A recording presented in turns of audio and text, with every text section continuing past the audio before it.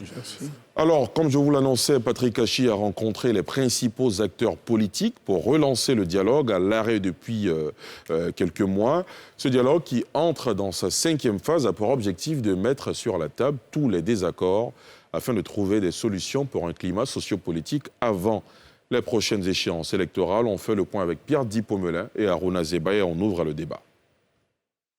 Reprise du dialogue politique avec les acteurs du pouvoir et de l'opposition, ainsi que ceux de la société civile.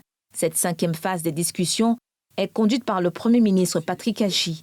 Cette première journée a consisté à une prise de contact avec toutes les parties prenantes. Face aux politiques et acteurs de la société civile, le chef du gouvernement avait un seul message, un appel au maintien du climat social apaisé qui prévaut dans le pays. Le contexte actuel a fondamentalement changé. Les temps de crise sont passés. Les Ivoiriens regardent vers l'avenir et le développement. Et le cadre de nos échanges doit s'inscrire dans cette nouvelle réalité nationale et cette nouvelle dynamique positive pour la Côte d'Ivoire et pour les Ivoiriens. Le dialogue politique qui s'ouvre ce jour et se tient à dessein en dehors de tout calendrier électoral va donc naturellement se dérouler dans un climat social apaisé. Hommes politiques et acteurs de la société civile se sont tous réjouis de la reprise des discussions.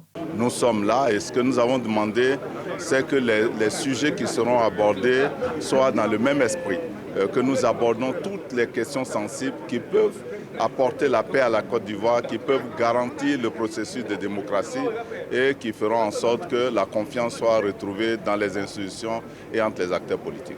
On a traversé pas mal de crises et puis récemment, beaucoup d'actes ont été posés qui vont dans le sens vraiment de la réconciliation et donc nous voudrions pouvoir participer à ces assises-là afin que ce dernier forum soit l'occasion ultime pour sauver notre pays. L'espoir que nous formons, c'est que ce dialogue-là permette à cette classe politique-là de s'entendre sur l'essentiel. Et l'essentiel, c'est la paix et la stabilité de la Côte d'Ivoire. Après le discours du Premier ministre, qui est un discours d'orientation, discours d'apaisement, discours qui traduit la vision du président Alassane Ouattara. Et à partir de son discours, nous avons noté que mardi, nous devons nous retrouver pour un cadrage, lequel cadrage devra prendre donc en compte les différentes préoccupations des uns et des autres. La société civile a sa place dans le développement du pays. Donc nous sommes très contents. On a été appelés aujourd'hui. Donc nous allons travailler avec le ministre de l'Intérieur pour produire des documents, en tout cas pour l'avancée de la Côte d'Ivoire. Initié par Amadou Gon Coulibaly début 2019, le dialogue politique avait duré 6 mois, dans un contexte de vive tension, du fait des élections présidentielles qui pointaient à l'horizon. Le Premier ministre Ahmed Bakayoko a ensuite pris la main. Les échanges ont permis d'apaiser les tensions. À l'approche des élections municipales de 2023, c'est le Premier ministre Patrick Hachi qui est à la barre. Alors, messieurs, cette année 2021 a été une année politiquement chargée, mais politiquement apaisée. C'est une année au cours de laquelle il y a eu beaucoup de retours d'exilés, le retour et la libération de beaucoup de leaders politiques. Et cette année va se terminer par l'ouverture d'une 5e phase d'un dialogue politique. Impression déjà, Zagol? Oui, la reprise du dialogue politique est une bonne chose en soi, parce que la situation sociopolitique en 2021 a été vraiment chargée, comme vous le dites. Effectivement, beaucoup a été fait, et ça, il faut le saluer. C'est ça aussi l'honnêteté politique, de reconnaître qu'il y a des prisonniers politiques qui ont été libérés, il y a des exilés notamment qui sont rentrés au pays, avec à leur tête le président Laurent Gbagbo lui-même. Et donc, c'est des avancées qu'il faut saluer. Cependant, beaucoup reste à faire. Vous savez très bien que c'est vrai qu'on nous dénie le fait qu'il y ait encore des prisonniers politiques, mais nous pensons que la reprise du dialogue politique va permettre de libérer tous les prisonniers de la crise post-électorale de 2021. Alors, du côté du RHDP, on estime qu'il n'y a pas de prisonniers politiques, il y a des prisonniers de droit commun, n'est-ce pas, Baudouin et Yapo? Oui, bien entendu, il y a des prisonniers de droit commun qui ont commis des infractions et qui sont face à la justice. Personnellement, je salue cette initiative de dialogue politique qui est une œuvre en permanence, si chère au président Alassane Ouattara.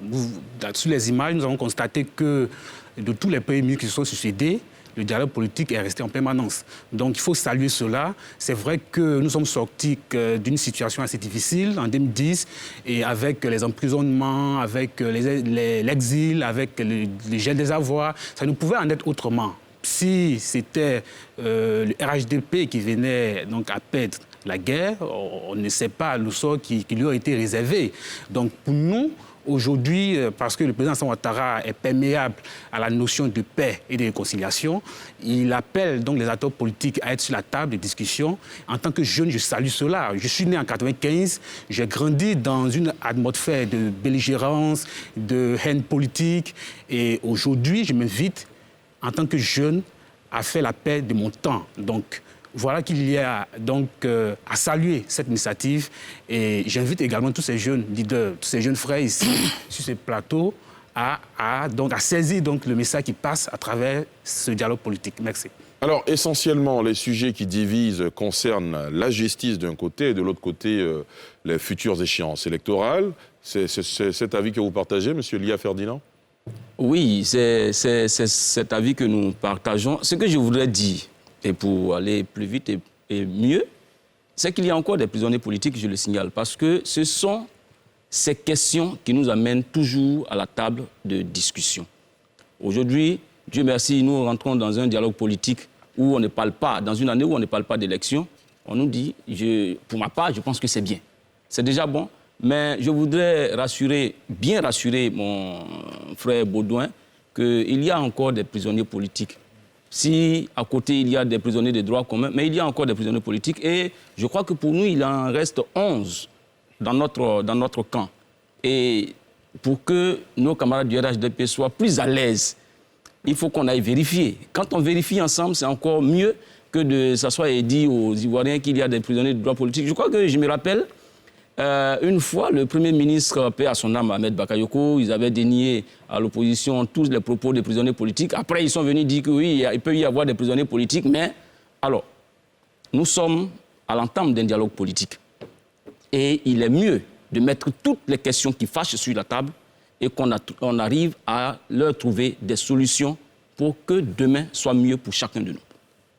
Pour les questions électorales, bien entendu, elles seront mises sur la table. Le Premier ministre a demandé à chaque parti politique de venir, à partir du mardi, déjà faire des propositions. Et nous espérons que toutes ces propositions soient retenues, qu'elles soient retenues afin que le dialogue soit véritablement inclusif et qu'il ait des résultats probants pour la population. Valentin?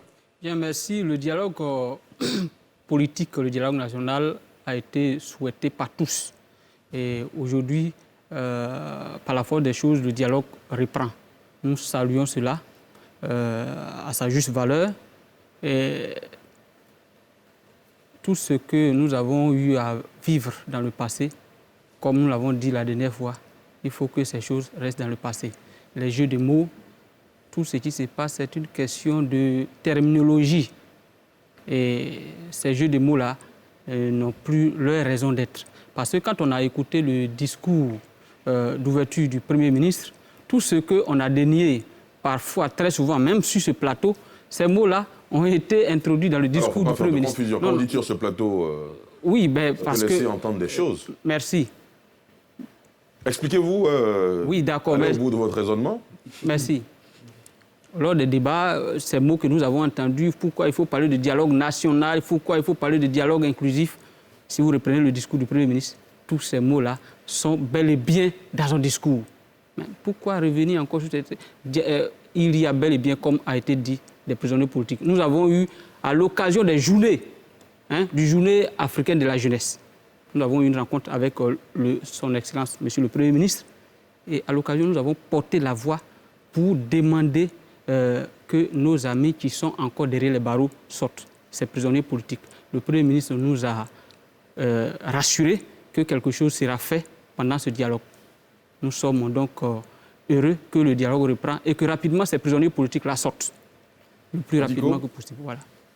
Bien, je voudrais à mon tour me réjouir du fait que le dialogue puisse enfin reprendre. Vous avez souvenance lors de des cérémonies des festivités des 20 ans de l'UDPCI, le président Maboué, dans son discours, a insisté sur la nécessité d'un dialogue inclusif qui mettra sur la table toutes les questions essentielles de la composition de la CEI, des questions relatives au retour des îles de l'ensemble des fils et filles de la Côte d'Ivoire, parce que jusque-là, nous sommes d'accord que tous les fils et filles de la Côte d'Ivoire ne sont pas encore entrés. On parle du cas de Blé Goudé, mais il y a le cas de Soro Guillaume et plein d'autres fils qui ne doivent pas rester en marge de la réconciliation nationale qui a été amoncée. Donc ce dialogue-là, pour moi, il est le bienvenu, mais qu'il soit véritablement inclusif et que tous les points essentiels qui fâchent soient mis sur la table et que les fils et filles de la Côte d'Ivoire puissent entendre ce qui pourrait permettre à la Côte d'Ivoire de consolider véritablement la paix et la cohésion nationale. Souleymane Touré, c'est aussi votre avis? Oui, je dirais que le génie de la démocratie, c'est de reconnaître la perfectibilité. C'est de reconnaître qu'à un moment, on peut avoir commis des fautes et puis d'opérer une réelle autocritique. Aucune nation qui donc se voudra prospère ou émergente ne peut faire son parcours sans ouverture, sans dialogue, sans échange. Et je voudrais dire que donc il faut féliciter le président de la République, son Excellence Alassane Ouattara, qui marque à jamais l'histoire de la Côte d'Ivoire, parce que chaque jour, il essaie de mettre en évidence ses valeurs telles qu'inculquées de la politique de feu le président Félix Houphouët-Boigny, père fondateur, qui a mis au cœur de son action politique le dialogue, la discussion permanente. Et le président Alassane Ouattara a instruit le Premier ministre, son excellent Patrick Achi, à reprendre le dialogue.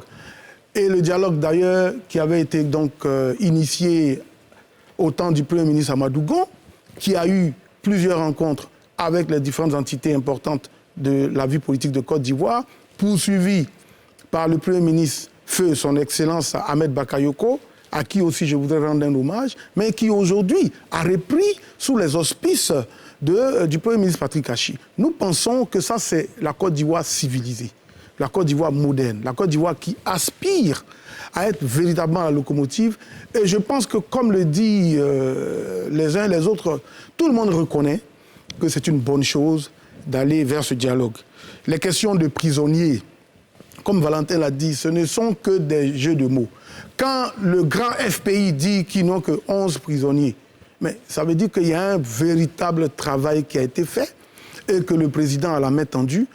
S'il y a 11 sur 500 ou 1000 au départ, mais ça veut dire qu'avant la fin de l'année, peut-être qu'il n'y en aura même plus. Moi, je ne souhaiterais pas qu'on s'attarde sur l'existence ou non. Sur la terminologie. Voilà, sur la terminologie. Le plus important, c'est l'esprit qui prévaut. C'est l'esprit qui se dégage autour de ce dialogue politique.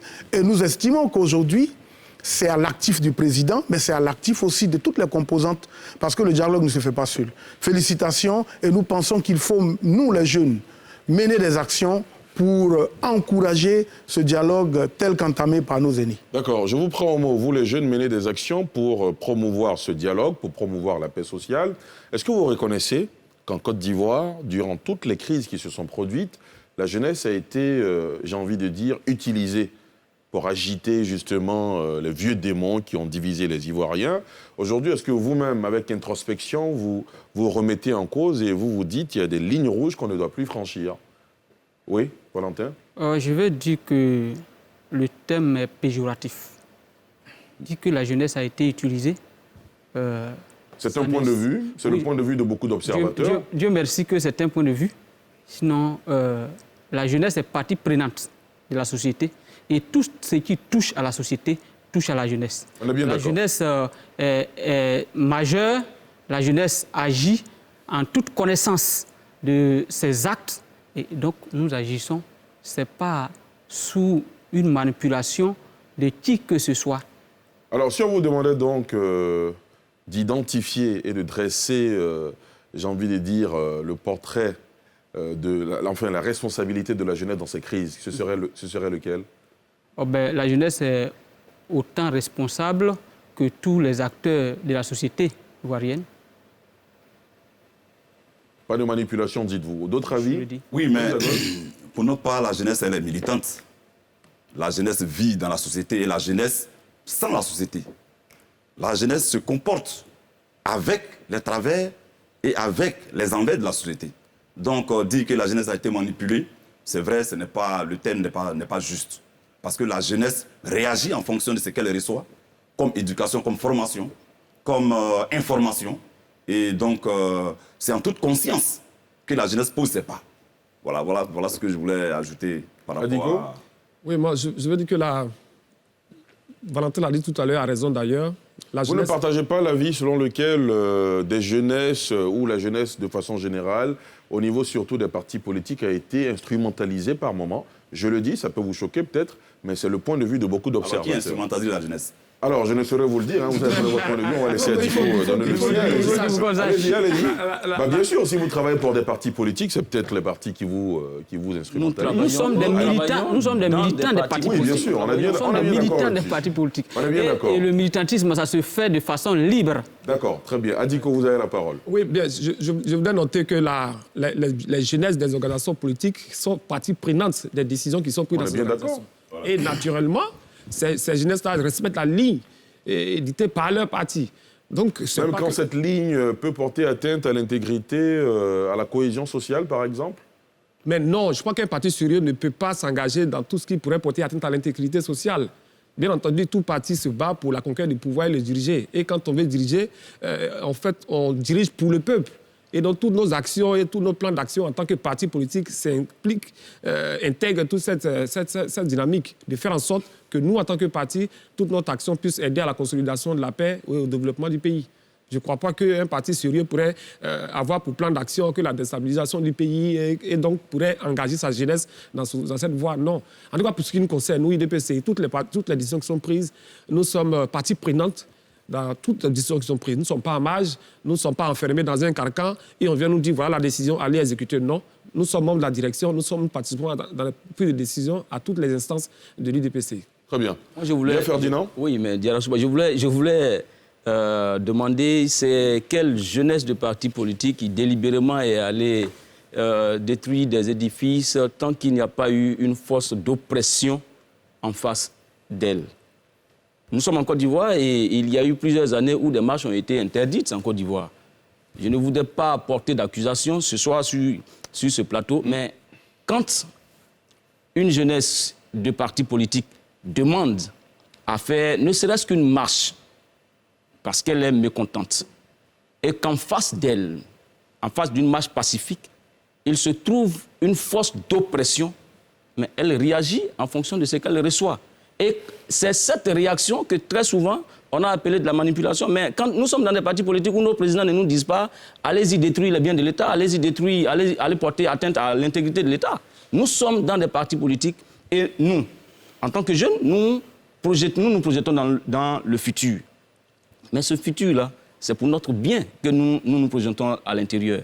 Et nous n'allons pas accepter qu'il y ait des circonstances qui elles-mêmes circonscrivent notre futur et ce bien que nous projetons pour nous. Tant qu'il y aura donc en face des actions qui sont des actions d'oppression, forcément il y aura une réaction. Et l'œil extérieur à la politique dit ils sont manipulés. Non, nous ne sommes pas manipulés parce que pour être dans les jeunesses de partis politiques, il faut d'abord être majeur. C'est à partir de 18 ans qu'on a des responsabilités. On peut être militant de base à un certain niveau, mais pour avoir des responsabilités acquises, il faut être majeur. On ne manipule pas forcément un majeur. Très bien. Baudouin? Non, mais c'est vrai que la jeunesse assume sa position, assume ses convictions dans les partis politiques, mais il est regrettable de constater que, quelque part, la jeunesse suit les mots d'ordre des acteurs politiques, des acteurs politiques de premier rang. On a vu en 2020, on a vu la jeunesse de l'opposition sous donc, les ordres de leurs responsables politiques, qui a été sur le terrain pour tenter de brûler le pays. Vous savez, avec la désobéissance civile. Je vous donne la parole tout à l'heure. Non, monsieur Baudouin, mais c'est moi qui distribue la parole. Monsieur Baudouin, je vous arrête. Je veux préciser à monsieur Lia Ferdinand que je lui donne la parole dès qu'il finit. Okay. Vous le laissez terminer, vous aurez la parole ensuite. Allez-y, monsieur Baudouin. Je continue que la jeunesse en 2020, donc sous les ordres de leur mentor politique, a été sur le terrain pour tenter de brûler le pays. Il y a eu des actions subversives qui ont été portées par la jeunesse sur le terrain. Et voilà pourquoi on en revient. Je dis qu'il n'y a pas d'homme politique qui a eu une immunité parce qu'il est homme politique. Et il y a des acteurs qui ont été en prison parce qu'avec ces actions subversives, au bout de ces actions-là, la justice a été donc à même de les saisir. Mais il faut dire que ces jeunes sont quelque part manipulés et il faut appeler donc la jeunesse à ne pas se laisser donc conduire par les mauvais mots d'ordre. Il faut avoir un esprit donc, de réconciliation, de paix, mais aussi cerner les contours d'un mot d'ordre avant de se déployer sur l'action. Donc c'est à cela que j'invite donc ces jeunes frères donc, sur ce plateau télé qui ont été en 2020. Je regrette cela parce qu'en même temps, j'étais dans l'action de réconciliation. Vous n'avez pas vu le RHDP, la RHDP sur le terrain contre qui que ce soit. Donc c'est regrettable. Effectivement, la jeunesse, quelque part, suit de mauvais mots d'ordre et c'est ce qui n'est pas acceptable. Merci. Bien, Ferdinand. Voilà, je voulais réagir tout à l'heure parce que je savais que le jeune frère allait chuter sur ce point malheureux de manipulation de jeunesse, mais je suis peiné de constater qu'il soit au RHDP et qu'il reconnaisse que le RHDP manipule ces jeunes. Ça me désole. Alors, monsieur, le principe, il est connu. Vous ne pouvez pas parler ensemble. Quand l'un parle, c'est à vous de le prendre sur vous, après vous réagissez. Allez-y, il y a Ferdinand. Ça me désole qu'on reconnaisse que le RHDP manipule ces jeunes. Sinon, comment est-ce qu'on pourra expliquer toutes les crises antérieures aux crises de 2020? Si donc on doit s'attarder sur ce qui s'est passé en 2020 avec la désobéissance civile, parce que notamment c'est de cela qu'on parlera, si on doit s'attarder sur ça, mais on va faire une rétrospection dans notre histoire. Et elle est encore trop récente pour... Je ne voudrais pas que sur ce plateau, qu'on jette un anathème sur la jeunesse de Côte d'Ivoire, quoi qu'elle soit.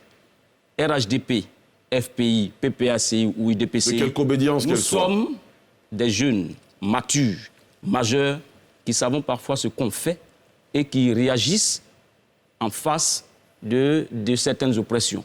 C'est en face de ces oppressions que nous réagissons et je ne crois pas. Très bien. Alors, il a intervenu, vous avez réagi, il veut réagir à présent, mais après, je veux signaler que ce ne sera pas un débat entre vous deux. Voilà. Vous devez rapidement, réaction rapide. C'est un regret que j'exprime. Je ne suis pas en train de répéter l'épisode 2020, mais c'est un regret que j'exprime pour dire que, quelque part, la manipulation existe chez certains jeunes politiques. C'est regrettable. Il faut changer la donne, il faut aller dans la droite ligne de l'esprit sain en politique. C'est à cela que j'appelle donc les jeunes. D'accord. Alors, vous disiez quelque chose tout à l'heure. Vous dites des mauvais mots d'ordre. Est-ce qu'en politique, vous qui êtes des jeunes, qui êtes la force vive des partis politiques, est-ce que vous considérez certains mots d'ordre comme mauvais et comment vous vous comportez face à ces, entre guillemets, mauvais mots d'ordre? Je reviendrai à vous, Souleymane Touré. Merci. Je voudrais donc dire que quand on marche avec des œufs, on évite de lancer des cailloux en même temps, au risque de les casser. Nous sommes dans une posture qui est dans la ligne du président de la République, son Excellence Alassane Ouattara, qui veut que nous allions donc à davantage de paix, davantage de cohésion sociale. Je voudrais déjà inviter mes deux jeunes frères à faire abstraction de l'énumération systématique ou tout azimut de certains événements pas très loin. Ils se sont produits. Voilà, parce que tout simplement... J'ai en même temps une question, hein, quand on fait un développement comme le vôtre, j'ai en même temps une question, je me dis, est-ce que si on ne vide pas le contentieux, la mémoire collective, le contentieux, est-ce qu'on va finir par reconnaître mais c'est évident. Les raisons et les causes des crises qui se sont succédées dans notre pays? Oui, j'en viens. Tout à l'heure... J'ai l'impression souvent qu'on confie certaines questions, certains sujets. Oui, mais tout à l'heure, Valentin, avant même que le jeune frère intervienne, a parlé de réaction. Il est revenu souvent sur le fait que les comportements donc, désobligeants de certains jeunes se justifient par le fait qu'ils sont, ils sont dans une réaction. Mais comme on sait que la réaction, elle est ombrageuse, hein, la réaction n'aime pas les droites lignes, la réaction aime les intrigues. Et pour moi, il faut que la jeunesse prenne toute sa place dans l'émulation de cette Côte d'Ivoire nouvelle. Nous pouvons accepter que des jeunes portent des aspirations des partis politiques. Mais à la fin, malheureusement, quand on parle des prisonniers, la grande majorité des prisonniers sont des jeunes, qui sont souvent abandonnés dans les prisons par les partis politiques. Ce n'est pas tous les partis politiques qui ont une relation constante avec des prisonniers. On voit plein de parents aujourd'hui qui viennent directement se plaindre et de dire « mon fils est allé manifester, malheureusement, il est en prison et le parti politique même ne le voit plus ». Mais nous, jeunes, qu'est-ce que nous faisons? Et nous disons qu'à un certain moment, il faut véritablement que nous allions à une table de discussion entre nous jeunes. Que l'homme politique qui a eu son parcours de jeunesse, mais qui aujourd'hui porte un parti politique, va beau lancer des mots d'ordre. Mais quand on va exécuter, c'est le président Gbagbo qui nous l'a enseigné. Et mon jeune frère Zagor est là. Depuis que le président Gbagbo l'a dit sur un plateau de télé, ça revient dans les propos. Il a dit quand on t'envoie, il faut savoir t'envoyer. Ça nous enseigne tous. Ça veut dire quoi? Que dans une mission, quelle que soit la portée de la mission, vous avez votre responsabilité qui sera peut-être pénale, à la limite, mais qu'il faudra comprendre que porter le message d'un aîné ne vous autorise pas à faire n'importe quoi. Et nous disons que nous devons aller à la discussion au-delà de nos partis politiques, au-delà de nos obédiences. D'où l'entame depuis quelque temps des différentes rencontres que nous faisons pour que nous nous parlions régulièrement et que nous puissions nous imprégner des aspirations des uns et des autres pour une Côte d'Ivoire plus forte. Vous nous direz si ces rencontres, si cette plateforme que vous êtes en train de créer n'est pas créée sur fond d'hypocrisie aussi. Mais non, on a vu des alliances de toutes sortes et de tout ordre dans ce pays. Oui, bien sûr, on en parle de fond en comble tout à l'heure. Valentin Kwasi, réaction. Bien, merci Ali. Je voudrais dire que, comme on le dit, il faut arrêter de remuer le couteau dans la plaie. Votre posture, il faut passer sur tout ce qui a divisé la Côte d'Ivoire, il faut aller de l'avant. Il faut aller de l'avant. Justement, il faut aller de l'avant parce que certains mots sont plus que des canons. C'est vrai. Certains mots sont plus que du feu qui décime. Il faut aller de l'avant. Nous avons dit que les jeunes agissent en toute connaissance de cause. Malheureusement, celui qui aujourd'hui remis le couteau dans la plaie, encore ici, c'est quelqu'un qui dit que nous sommes ses jeunes frères, mais qui est né en 1995. Encore, il a du chemin à faire. Quand bien même nous sommes encore des jeunes gens, il a du chemin à faire. Il faut savoir utiliser les mots. Il faut qu'on aille de l'avant. Sinon, là où nous sommes, il y a eu des gens qui ont été décapités parce qu'ils ont voulu employer une voie qui est autorisée par les lois de la République. Manifester lorsqu'on est mécontent, c'est reconnu par la Constitution.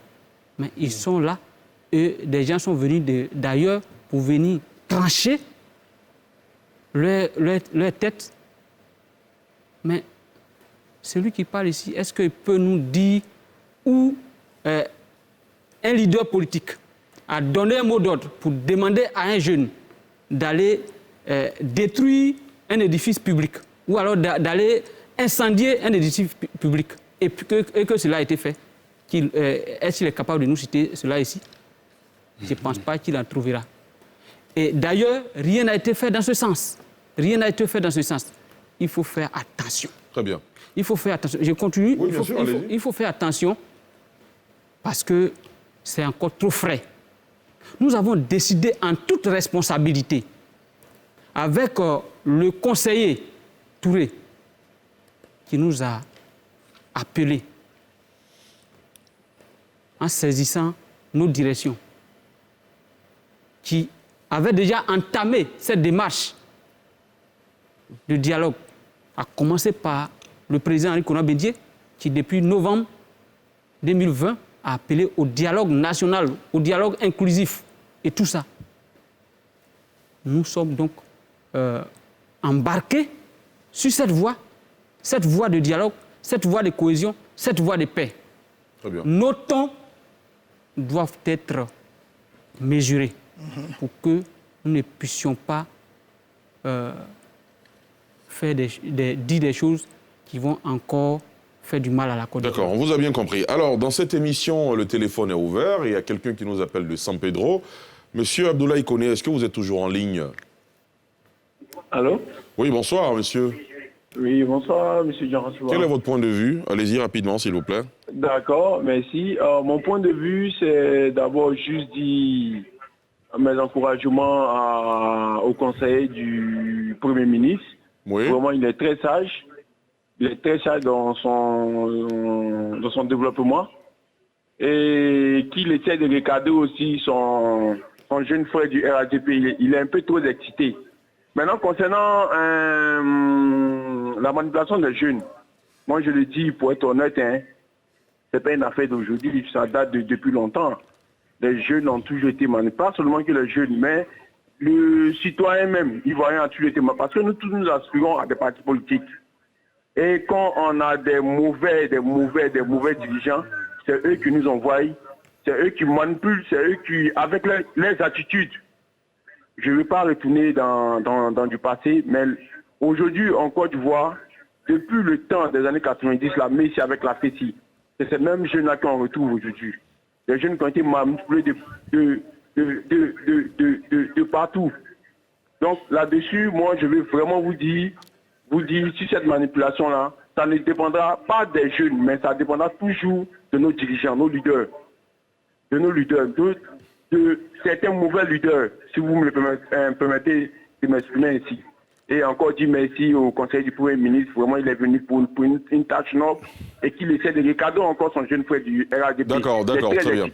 Très d'accord. Alors, on vous a bien compris, monsieur. Okay. Vous n'allez pas... Au revoir. Merci. C'est pas que vous n'allez pas donner l'impression aussi que vous appelez spécialement pour lancer des flèches à Baudouin Yabo. Baudouin, vous voulez réagir, allez-y. Je voudrais dire que je ne suis pas ici dans un esprit de va-t-en-guerre. Je disais tout à l'heure que j'aspire à la paix parce que je veux faire la paix de mon temps. Je ne veux pas que mon temps soit donc un temps de belligérance. Et pour ce faire, je m'inscris dans le dialogue politique, dans la paix. Mais j'ai exprimé un regret, je le répète. C'est un regret que j'ai exprimé quand on parlait donc, de l'implication des jeunes dans l'action politique. C'est un regret que j'ai exprimé. Et mon frère Valentin, il disait ne pas répéter donc, l'épisode 2020, mais il rappelle des actions qui ont été commises. Mais ces conflits intercommunautaires ont été entraînés par l'action politique de l'opposition. Parce que c'est vous qui avez appelé à l'action sur le terrain. Et c'est ces conflits-là qui ont été entraînés au bout donc, de cet appel à la violence. Mais on ne va pas donc s'appréhender sur cela. C'est un regret que j'exprime. J'appelle à redéfinir la vision d'une jeunesse responsable, d'une jeunesse de paix, une jeunesse de cohésion. Donc, il faudrait que... Et tout à l'heure, j'ai dit jeunes frères parce que ce sont des frères. Je vous respecte et je le dis honnêtement que c'est des aînés, je vous respecte. On a une idée un peu péjorative de jeunes frères en Côte d'Ivoire. Sinon, jeunes frères, ça n'a pas de connotation négative. Ils sont jeunes, ils sont des frères, je les respecte. Je m'inscris dans la paix. Comme eux, je les invite aussi à s'inscrire dans la paix. D'accord, très bien. Merci. Alors, messieurs, quelle a été la place des jeunes, de vous jeunes, des partis politiques dans ce dialogue politique? Zagol, pardon. Bon, déjà, je voulais revenir sur une petite parenthèse. Allez-y. Baudouin. Allez-y. Je voudrais interpeller le frère pour lui dire que il faut qu'on s'inscrit dans l'esprit de nos aînés. Vous voyez, la situation sociopolitique aujourd'hui cadre avec le dialogue politique. Et je pense que si nous sommes sur ce plateau, c'est justement pour accompagner les aînés dans leur volonté de faire la paix. Exactement. Donc quand on ressasse les erreurs du passé, ça va envenimer la situation. Moi, j'ai écouté le ministre Mandou tout récemment au Parc des Sports, mais il a tiré à boulet rouge sur le secrétaire général du PPACI. J'estime que c'est contre-productif. Voilà, c'est contre-productif parce que le président Laurent Gbagbo, actuellement, il est dans des bonnes dispositions d'esprit et il demande à ce que la jeunesse et la direction du parti prennent partie prenante de tout ce qui est organisation. Et donc, il ne faut pas qu'on remue le couteau dans la plaie. Pour qu'on puisse avancer, pour qu'on puisse permettre à la Côte d'Ivoire de se retrouver. Parce qu'au demeurant, à qui profite la paix? C'est au gouvernant. C'est à M. Boudon que la paix profite. Si aujourd'hui, M. Alassane Ouattara peut se taguer. Laissez-le terminer. Si aujourd'hui, M. Alassane Ouattara, le président de la République, peut se taguer d'avoir développé le pays, mais c'est parce que l'opposition lui a permis de le faire dans un climat de paix. Et donc, si le gouvernement aujourd'hui appelle à un dialogue politique et que l'opposition répond, mais c'est à l'avantage de M. Baudouin. Et il doit nous encourager à le faire. C'est pour ça que nous, sur ce plateau, nous sommes réunis parce que le conseiller du Premier ministre, Touré Souleymane, nous l'a demandé. il a souhaité qu'on se mette autour de la Côte d'Ivoire malade et qu'on trouve des solutions en cette fin d'année et qu'il y ait la cohésion et qu'il y ait la paix. Voilà, donc c'est la précision que je voulais faire. D'accord, très bien. Adiko? Oui, je voudrais noter que vous avez posé la question relativement à la place de la jeunesse dans le dialogue politique. En tout cas, pour ce qui nous concerne, au niveau de l'UDPCI, nous sommes partie prenante de toutes les prises de décisions, non naturellement. Vous y étiez, Adiko? Non, je n'y étais pas, mais bon, c'est une délégation de 3 personnes par parti qui avait été indiquée. Mais la proposition qui sera faite au nom de l'UDPCI, mais c'est la proposition que nous avons, à laquelle la jeunesse de l'UDPCI a pleinement participé. Donc, naturellement, c'est notre manière, c'est notre façon d'apporter notre contribution et ce que nous pensons aussi qui pourrait être pris en compte dans le cadre de ce dialogue politique. Voilà, mais je voudrais terminer pour revenir sur la question. Vous savez, la vie politique en Côte d'Ivoire ne commence pas en 2020. Les crises n'ont pas commencé en 2020. Les jeunesses qui étaient hier soit de l'opposition, qui sont aujourd'hui soit du pouvoir, qui jugent différemment les choses, ce n'est pas maintenant que ça a commencé. Je pense qu'il y a eu des situations qui ont poussé l'un ou l'autre à avoir des actes, je dirais, à durcir sa position, à raison. Parce que moi, quand mon président m'a dit que c'est en exil et que je n'arrive même pas à avoir de ses nouvelles et qu'il est en Abidjan ici, nous sommes pratiquement traqués. Mais vous pensez qu'on va se lever, on va marcher, on va essayer de faire entendre nos voix. C'est clair. C'est pourquoi je dis que c'est le reflet de la société dans laquelle nous nous trouvons. C'est le reflet des conditions dans lesquelles nous nous trouvons. Sinon, la situation est calme aujourd'hui. Vous ne verrez pas des jeunes en train de faire des marches. Vous ne verrez pas des jeunes en train de s'engager dans quoi que ce soit. Mais je pense que c'est le reflet aussi de la société. Et ça, les gouvernants en ont pour beaucoup. En sont pour beaucoup dans les actions des jeunes au niveau des partis politiques, mais de façon générale. Lia?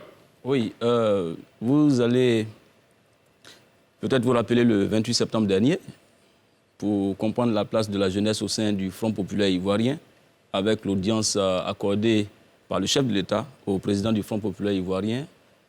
Et à cette audience, j'ai été membre de la délégation donc, qui a rencontré le président de la République, au palais de la République, pour vous dire que la jeunesse au Front populaire ivoirien est partie prenante, mais totalement prenante.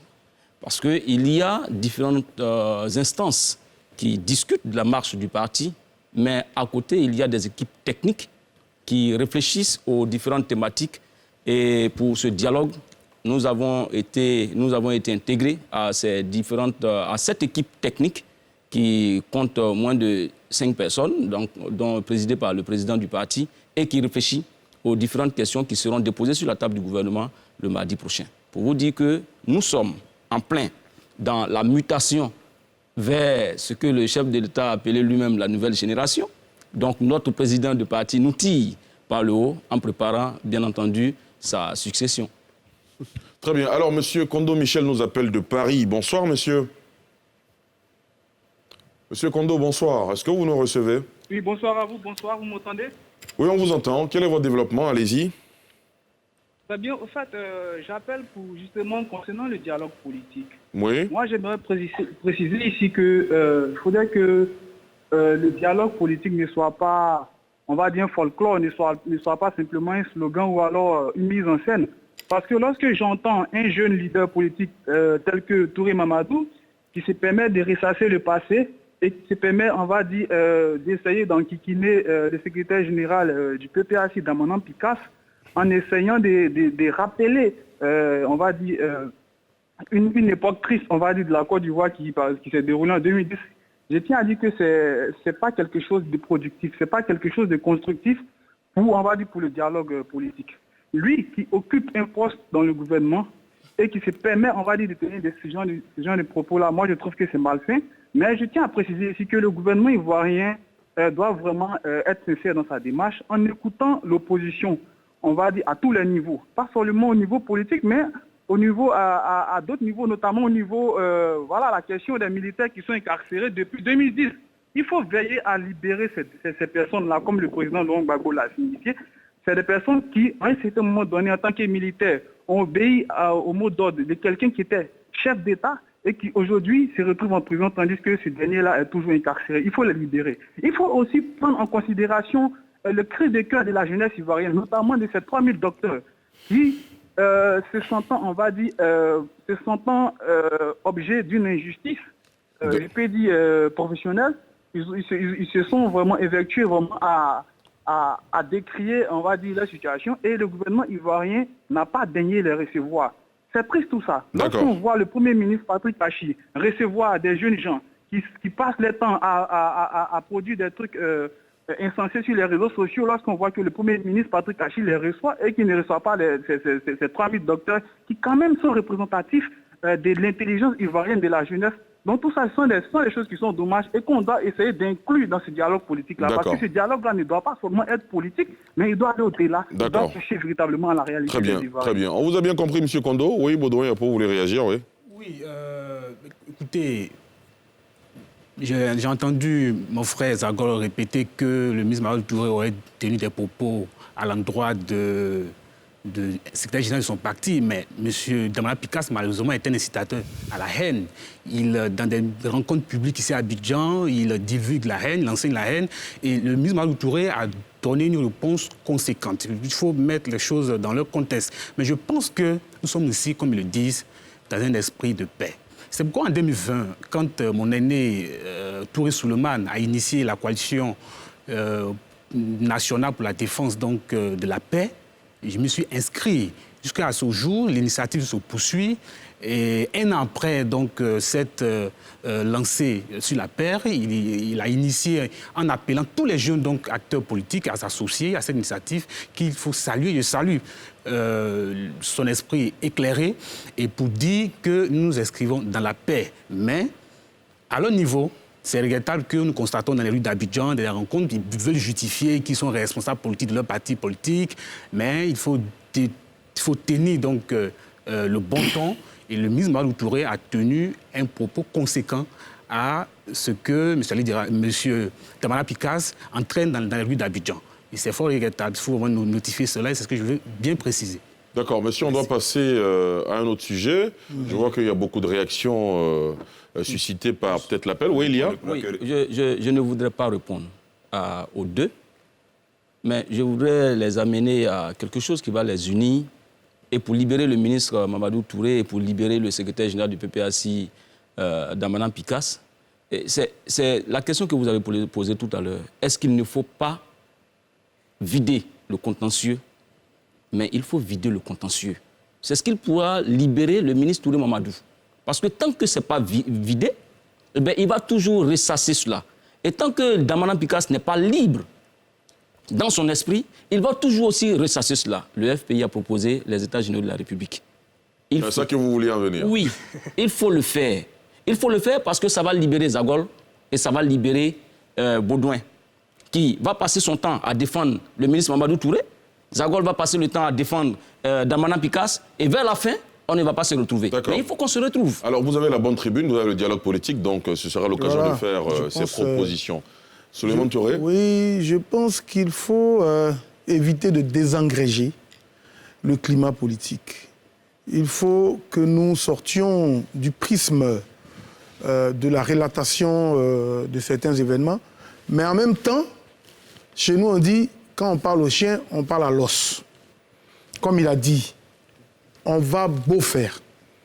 Tant qu'il n'y aura pas une volonté réelle de sortir véritablement de ce passé qui a malheureusement assombri l'image à Côte d'Ivoire, on aura toujours affaire à des jeunes qui se sentiront toujours dotés d'une mission de pouvoir tirer le drap vers chacun. Nous disons aujourd'hui que pour donc répondre à notre frère qui parle du Premier ministre qui a reçu des jeunes, mais le Premier ministre, Alexandre Patrick Kachi, est un homme inclusif, est un homme ouvert. Et il a reçu des jeunes, mais les jeunes dont il parle, des jeunes qui... mais ce n'est pas des jeunes bons à rien, c'est des jeunes qui contribuent de par leur façon sur les réseaux sociaux, comme il a dit. C'est parce que malheureusement, on a des gens en face qui exploitent toutes les images et, à dessein. et qui donc travestissent rapidement l'idéologie ou la portée d'une action. Le Premier ministre, Patrick Achi, est proche des jeunes, il s'ouvre à tout le monde. Ce n'est pas parce qu'il reçoit ces jeunes qu'il ne reçoit pas des médecins ou qu'il ne reçoit pas d'autres entités. Il n'y a aucune question qui donc soit mise en marge du parcours du Premier ministre. Il essaie de sculpter chaque situation au détail près parce qu'il est dans la ligne du président, qui est un homme strict et qui est un homme méthodique. Mais pour dire encore une fois que, par rapport donc aux propos du ministre Touré Mamadou et à la situation du secrétaire général Damana Picasse, moi, je suis aujourd'hui, pour moi, de ceux qui pensent que nous sommes à la croisée des chemins, qu'il faut qu'on se parle. D'accord. Qu'il faut qu'on se parle parce que le jeune qui est PPACI, qui est proche de Damana Picasse, applaudira Damana Picasse tant qu'il ira à Koumassi dire que les populations sont délogées et que ceci se fait dans... Et qu'il va donc il va donc sortir des propos qui vont être mal appréciés. On aura toujours ce genre de réaction. Et c'est ce que Baudion essaie d'expliquer, que la réaction du ministre Touré Mamadou est subséquente à la dernière sortie du secrétaire général Damana Picasse. Moi, c'est deux personnalités que j'admire et que je respecte. Je pense que chacune de ces personnalités a sa place dans la politique en Côte d'Ivoire, parce que le parcours des grandes nations est fait de péripéties. Ceci est inhérent à toutes les grandes sociétés. Le ministre Touré Mamadou, c'est un homme d'avenir, c'est un jeune à qui le président de la République a fait confiance, qui occupe une haute fonction et qui, grâce à quand même son efficacité, a permis à des millions de jeunes d'avoir un emploi ou de profiter des avantages au niveau de l'agence emploi jeune qu'il dirige hautement et correctement. Et Damana Picasse, qui a été un aîné à nous, à la FESI, mais que je connais depuis de longues années, qui nous a initiés et qui a toujours fait montre de ses qualités humaines, est une aussi grande personnalité parce qu'il fait la fierté aussi de cette jeunesse, puisque quand il est choisi comme secrétaire général d'un parti, d'un ancien président, mais c'est un clin d'œil qui est fait à la jeunesse. Donc nous lui reconnaissons aussi, mais nous invitons chacune de ces personnalités à faire preuve de bon ton. D'accord. Et que Zagol soit porteur aussi de ce message à mon aîné, Damana Picasse, qu'il ne réponde pas à tout, mais qu'il tienne compte de la situation du président Gbagbo, qui aujourd'hui, comme Zagol le dit, est ouvert à la discussion et a donné instruction pour qu'il contribue résolument au rapprochement des positions.